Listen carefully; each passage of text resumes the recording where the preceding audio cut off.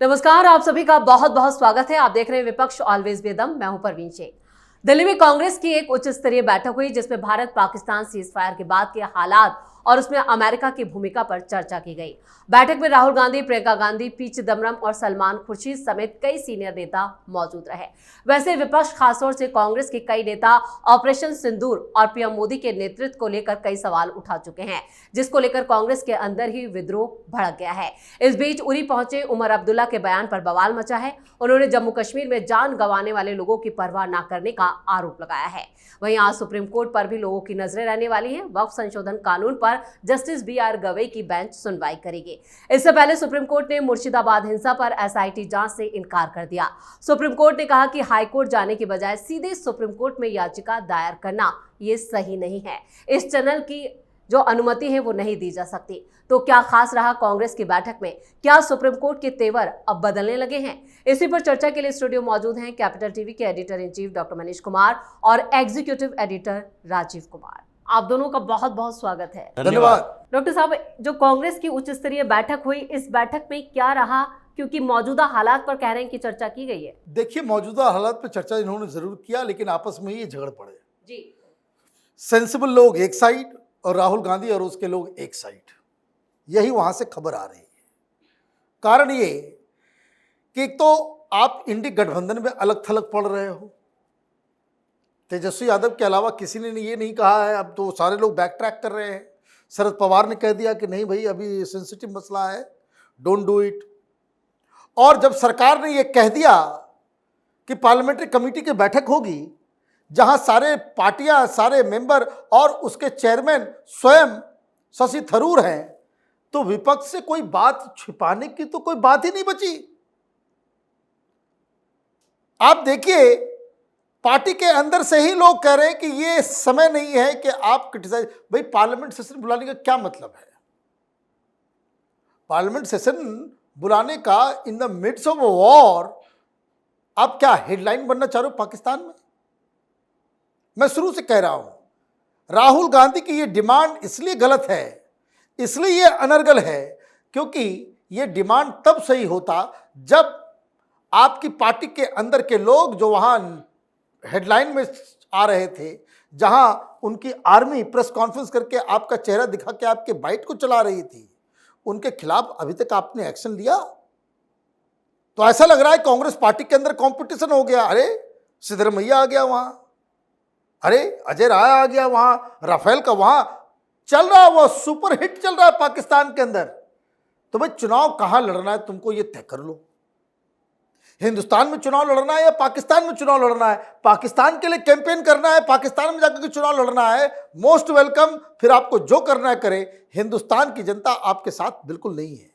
बिल्कुल। एक तरफ तो यहाँ पर कांग्रेस बैठक कर रही है, तो दूसरी तरफ उमर अब्दुल्ला भी, जहाँ पर जो भी नुकसान जम्मू कश्मीर में पहुंचा है, पाकिस्तान की तरफ से जो अटैक किया गया, लेकिन वहां पर वो सीधे तौर पर जो बयानबाजी कर रहे हैं वो भी खिलाफ जा रही है। देखिए, जिस तरीके से विपक्ष का रवैया रहा है, कांग्रेस पार्टी की मीटिंग हुई, ये किस बात की मीटिंग हुई? ये मीटिंग हुई अपने नेताओं को एकोमोडेट करने की। उसमें से क्या दिक्कत हो रही है कि अब शशि थरूर से सीधे बातचीत नहीं कर सकते, तो करें किससे? पी चिदम्बरम को बुला लो और पी चिदम्बरम को शामिल करके कहो कि कम से कम आप तो हमारे खिलाफ ऐसी बातें मत कीजिए, पीएम मोदी के बारे में अच्छी अच्छी बातें मत कीजिए। वही एक व्यक्ति है जिनको ये समझाने की कोशिश कर सकते हैं। ऐसे कार्ति चिदम्बरम भी पिछले दिनों पीएम मोदी से मुलाकात किए थे। इन लोगों को डर क्या लग रहा है? डर लग रहा है केरल में शशि थरूर वो अपना गुट बना चुके हैं और वो इंतजार कर रहे हैं सही मौके का कि जब केरल में चुनाव की घोषणा हो, उसके आसपास कांग्रेस के कई नेताओं को लेकर भारतीय जनता पार्टी के साथ आएंगे, जो उन्होंने इंडिकेशन दिया पिछले 3-4 महीनों से। बगल में तमिलनाडु में भी अब एक नया विद्रोह शुरू हो गया है।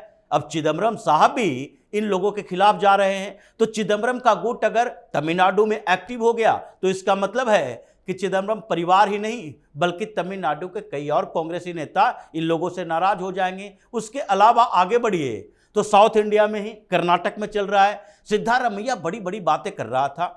सिद्धारमैया को लगने लगा कि भारत पाकिस्तान के मसले पर हमें कुछ बोलना चाहिए कर्नाटक के मुख्यमंत्री को, और जो बोला उसके पीछे पीछे उसका एक और मिनिस्टर तिम्मापुर ये भी आ गया। लेकिन इस बीच जो कर्नाटक के अंदर चल रहा है, अंदर खाने में जो आग सुलग रही है वो सुलगा रहे हैं डीके शिव कुमार। समय नजदीक है, धीरे धीरे समय जो काउंटडाउन हो रहा है कि देखो भाई अब सत्ता परिवर्तन करने का, नेतृत्व परिवर्तन करने का समय आ गया। 2.5 साल होते हम बर्दाश्त नहीं करेंगे। उन्होंने अपना पूरा तैयार कर लिया है पृष्ठभूमि कि जैसे ही ये नकारे वैसे ही 60-70 विधायकों के साथ हम भारतीय जनता पार्टी जेडीएस से बात करेंगे और ये कांग्रेस के सारे पोल पट्टी के साथ साथ सत्ता से इसको बेदखल करेंगे। तो जो ये स्थितियां चल रही है कांग्रेस के अंदर, अलग अलग राज्यों में इस्तीफे हो रहे हैं, तो इसको बैलेंस करने के लिए इन्होंने सोचा कि कुछ नेताओं के साथ बातचीत कर ली जाए, क्योंकि हमारा एजेंडा तो फेल हो गया पाकिस्तान का। हमारा वोट का आधार जो मुसलमानों को खुश करने के लिए हमने किया वही पीछे से उल्टा पड़ गया दांव। तो ऐसी स्थिति में ये मीटिंग का नतीजा यही हुआ कि आपस में ही लड़ते झगड़ते रहे, जैसा डॉक्टर साहब ने कहा। और दूसरी तरफ ये उमर अब्दुल्ला छटपटा रहा है इस बात के लिए कि अब क्या होगा, क्योंकि अब तो कंट्रोल उसके हाथ में है ही नहीं। भारत पाकिस्तान के तनाव के बाद ये 40 जगहों पर, लोकेशन पर जो छापेमारी हुई है और पता चला कि घाटी के क्षेत्रों में गद्दार गैंग फिर से एक्टिव हो गया है। अब पूरे घाटी के क्षेत्रों में army, paramilitary forces, lieutenant governor, इन लोगों का कंट्रोल है। केंद्र का कंट्रोल इतना ज्यादा हो गया कि आगे कुछ समय के अंदर इनके जो बचे खुचे पावर हैं वो भी सीज कर लिए जाएंगे। बिल्कुल परेशान है उमर अब्दुल्ला, लेकिन विपक्ष भी परेशान है, इधर मौलाना गैंग भी परेशान है, क्योंकि आज सुप्रीम कोर्ट में वक्फ को लेकर सुनवाई है। देखिए आज सुनवाई होगी, लेकिन सुनवाई से कोई फर्क नहीं पड़ने वाला। सुप्रीम कोर्ट तो बिल्कुल ऑलरेडी दिख रहा है कि जो रवैया है जी, उसमें तो इस मामले को ठंडे बस्ते में ही डालने की तैयारी है। भाई आज सुनवाई होगी, क्या होगा? जज साहब तो कल ही आए हैं, वो पूरे फाइल तो पढ़े नहीं होंगे जी, मशीन तो है नहीं। वो कहेंगे कि भाई अगली तारीख देते हैं। अगली तारीख कब मिलेगी? अभी चल रहा है वेकेशन, वेकेशन के बाद जो है वो देखा जाएगा, मामला ठंडा हो जाएगा। तब तक क्या करेंगे गर्मी में मौलाना सब? ये धरना प्रदर्शन चलता रहेगा, वो लोग भूल जाएंगे, मीडिया भी भूल जाएगी और धीरे धीरे ये मामला ठंडे बस्ते में चला जाएगा। उसका कारण एक और है कि अभी आपने 3 बेंच की जो है 3 जजों वाली बेंच बनाई है। मामला यहाँ पे उठा जो रहे हैं ये लोग, ये तो कॉन्स्टिट्यूशन में कॉन्स्टिट्यूशनल बेंच चाहिए होगा 5 जजेस का। आपने जो मुद्दा उठाया है ये दरअसल मौलवी मौलाना गैंग, इन लोगों के पास अथाह पैसा है वक्फ बोर्ड का। ये कुछ 10-15 वकीलों ने उनको लगा कि भाई ये मोटे मोटे माल है, इनको जो है ये बिल्ली आ गई है, पकड़ा गया है, उसको पकड़ के रखो और माल चूसो। उनको मालूम है कि वो कॉन्स्टिट्यूशनल बेंच पे जाएगा, मामला 5 साल के लिए लटक जाएगा। कोई इंटरिम ऑर्डर पेश नहीं किया गया है, कोई उसके ऊपर पाबंदी नहीं लगाई गई है।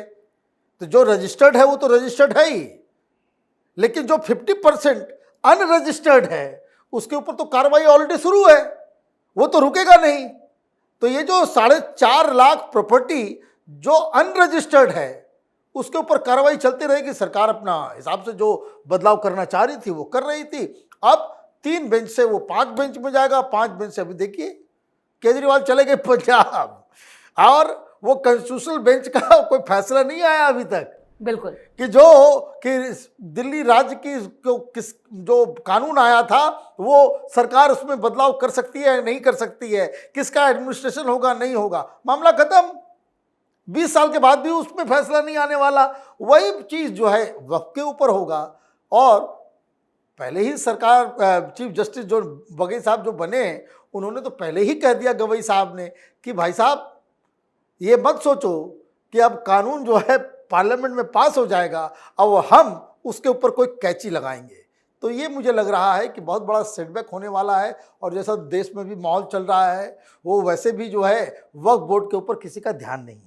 बिल्कुल। और सुप्रीम कोर्ट के भी इन दिनों तेवर जो है वो बदले हुए नजर आ रहे हैं। मुर्शिदाबाद में जिस तरह से कहा कि हाई कोर्ट जाइए और यहाँ पर जो चलन है उसकी यहाँ पर इजाजत नहीं दी जा सकती, ये क्या दर्शाता है? देखिए सुप्रीम कोर्ट के कोई तेवर नहीं बदले, तेवर बदले हैं सिलेक्शन के आधार पर कि कौन कौन से फैसलों में कैसे हम रिएक्ट कर सकते हैं। मुर्शिदाबाद का मामला आया तो इन्होंने सीधे तौर पर कह दिया कि हाई कोर्ट में पहले जाइए। अगर मुर्शिदाबाद का मामले के बदले कहीं और का मामला होता तो सुप्रीम कोर्ट एक्सेप्ट कर लेती। ये सुप्रीम कोर्ट की आज से नहीं, पहले से समस्या है। यही वक्फ बोर्ड की बात हो रही है।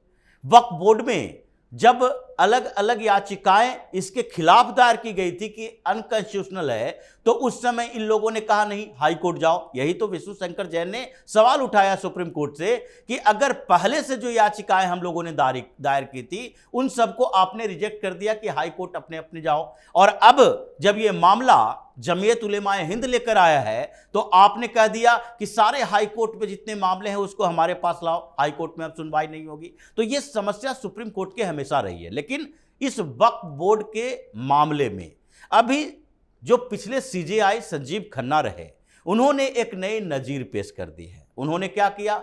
उन्होंने कह दिया कि अब हम इस पर कोई सुनवाई नहीं करेंगे। क्यों? क्योंकि इतना समय हमारे पास नहीं है और मामला ज़्यादा पेचीदा हो गया है। सरकार ने जो एफिडेविट दायर किए हैं, अब मामला पेचीदा हो गया है, कानूनी मामला है, इस पर सुनवाई लंबी चलेगी तो फिर एक दिन में फैसला तो आएगा नहीं। उन्होंने अंतरिम आदेश देने से मना कर दिया। तो जब अंतरिम आदेश देने से संजीव खन्ना ने मना कर दिया तो बीआर गवई भी नहीं दे सकते। अगर अंतरिम आदेश ही जारी करना होता तो गवई साहब का इंतजार नहीं किया जाता। सीजेआई संजीव खन्ना थे, उसी समय वो दे दिए होते कि नहीं, अभी अंतरिम आदेश जारी रहेगा और उसके बाद इस मामले की सुनवाई अगली तारीख दे देते, और उसके बाद रिटायरमेंट के बाद भी नए सीजेआई बनते, गवई साहब बनते, वो उस बेंच में आते, आगे सुनवाई होती, लेकिन अंतरिम आदेश बना रहता। लेकिन वो जो एफिडेविट दायर किया गया उसमें एफिडेविट के अनुसार ही जो सरकार ने सवाल खड़े कर दिए वो लंबी प्रक्रिया की ओर इशारा कर रहा है। तो अभी जस्टिस बीआर गवई ये देखेंगे कि दोनों पक्ष के तर्क क्या हैं, अगली तारीख कब दी जा सकती है, उस समय प्रिपेयरनेस कैसा होगा, और फिर उन लॉजिक के आधार पर जो सुनवाई के 3-4 पहलुओं को देखा गया है कि वक्फ बाय उजर सही है या गलत है, ये जो नॉन मुस्लिम को वक्फ काउंसिल और वक्फ बोर्ड में डाला जाए कि नहीं डाला जाए, नियुक्त किया जाए कि नहीं किया जाए, और तीसरे स्तर पर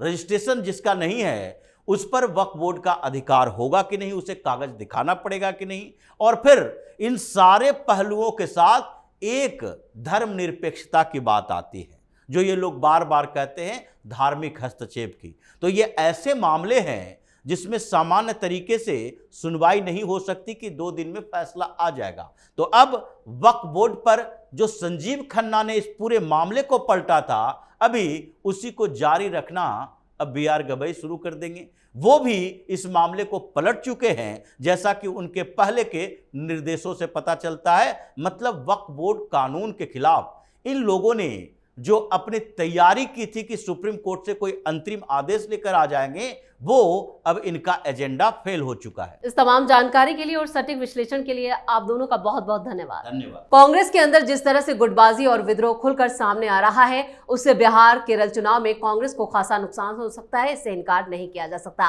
कांग्रेस की समस्या खुद राहुल गांधी की अज्ञानता ने बढ़ा दी है। वहीं ऑपरेशन सिंदूर और सीज फायर पर सवाल उठाना विपक्ष को भारी पड़ रहा है। इधर वक्त पर मौलाना गैंग को सुप्रीम कोर्ट से कोई राहत मिलती नहीं दिख रही है। इस खास शो में इतना ही। वीडियो कैसा लगा कमेंट करके अपनी राय जरूर दें। वीडियो को लाइक करें, शेयर करें और कैपिटल टीवी को सब्सक्राइब जरूर करें। धन्यवाद।